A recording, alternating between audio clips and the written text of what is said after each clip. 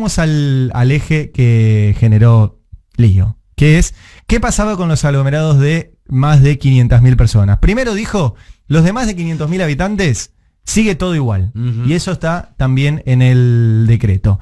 Los de menos de 500.000 habitantes, dijo el presidente, podrán quedar exceptuados en la medida en que se cumplan las siguientes condiciones. El tiempo de duplicación de los casos no puede ser menor a 15 días, ¿sí? O sea, si en un lugar hay 10 casos y a los 14 días tienen 20, se cortan las excepciones. Sí. Si a los 17 días tienen 20, lo pueden mantener. Esa es una de las condiciones. La segunda es que el sistema de salud tiene que ser capaz de atender a la potencial demanda, o sea, tienen que tener hospitales y camas y etcétera para eso.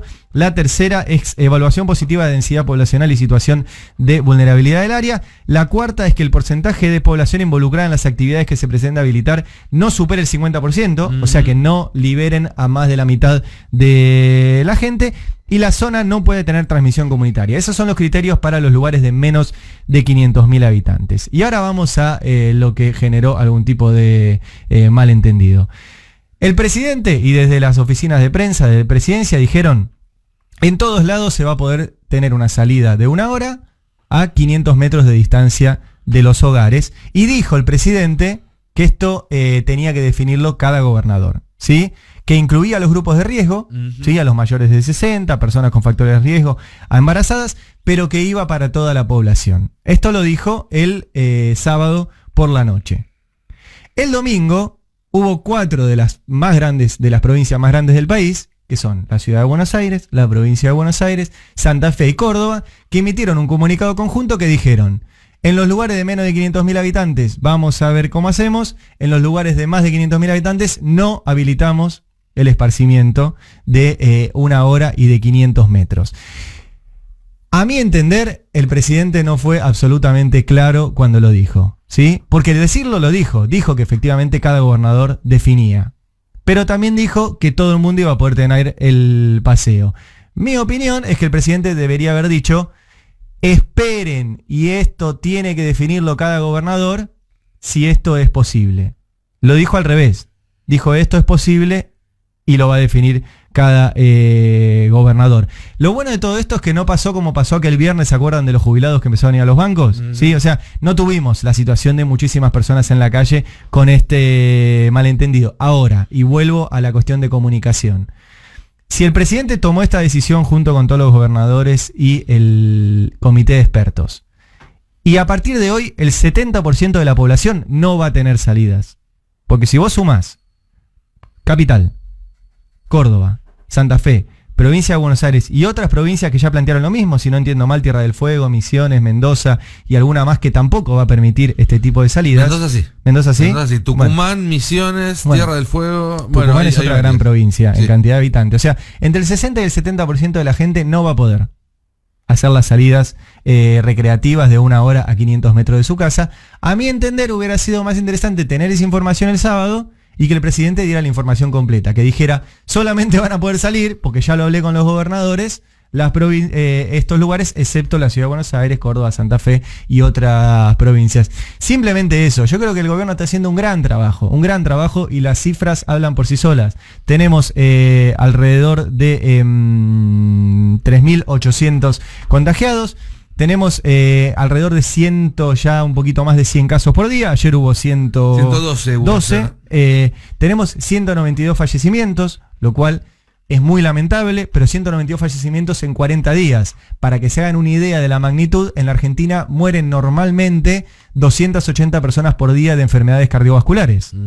¿Sí? O sea, en un día mueren de enfermedades cardiovasculares más personas que las que llevamos de coronavirus en 40. O sea, la verdad que se está haciendo un gran laburo. Te tiro un dato más que para mí es de los más contundentes. Hay menos de 150 camas de terapia intensiva ocupadas por pacientes con coronavirus en la Argentina. Bueno, se está haciendo un gran laburo desde el gobierno, se está haciendo un gran laburo desde las provincias y se está haciendo un gran laburo desde todos nosotros que estamos haciendo el aguante, bancando el aislamiento, saliendo con cuidado, cuidándonos, no violándolo. ¿Hay algún que otro que no lo hace? Y seguramente, somos 40 y pico de millones de personas. Pero la verdad que estamos haciendo todos un gran laburo. Por eso, simplemente eso.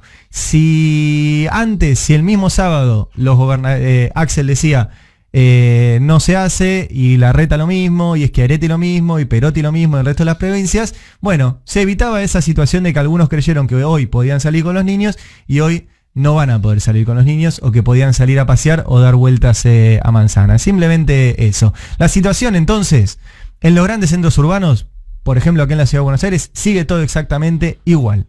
¿Sí? No pueden salir a hacer una salida recreativa, no pueden salir una hora, no pueden salir a 500 metros de su casa y no pueden sacar a los chicos.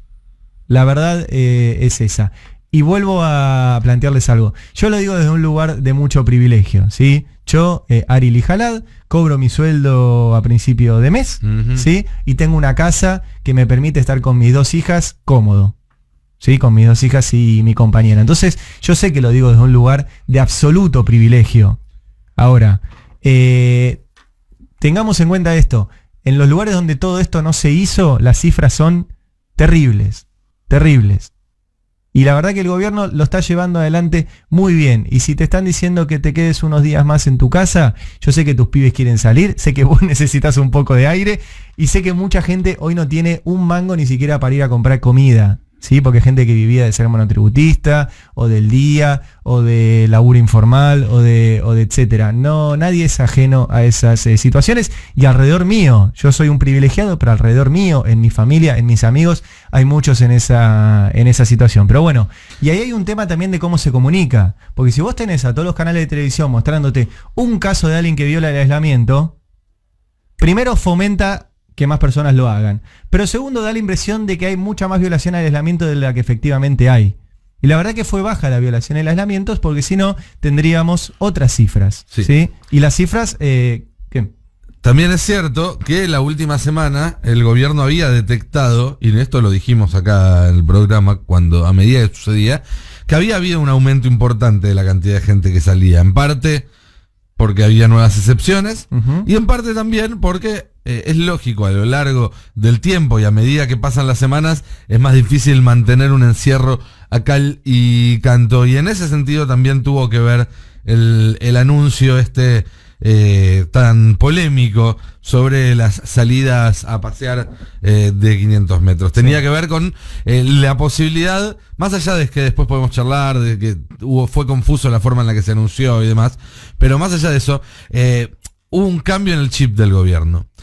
Porque hasta ahora se pensaba esta intervención como algo lo más breve posible y lo más a fondo posible para dejar atrás el problema y volver a una normalidad pronto y seguir adelante. Y el gobierno se dio cuenta de que esto no va a ser posible, ni acá ni en ningún lugar del mundo, digamos, que este va a ser un proceso de varios meses y uno no puede estar al 100% durante varios meses, entonces es necesario una válvula de escape. Sí. Por eso es que se decidió esta medida y se van a decidir otras también, porque es cuestión de virar de un proceso en el cual se apunta a una cuarentena breve y definitiva a pasar un proceso donde se apunta a convivir con restricciones a lo largo de un periodo de tiempo más largo, lo cual implica necesariamente que tu relación con esas restricciones es distinta. En esta estamos, tratemos de aguantar hasta el 10 de mayo y ahí veremos.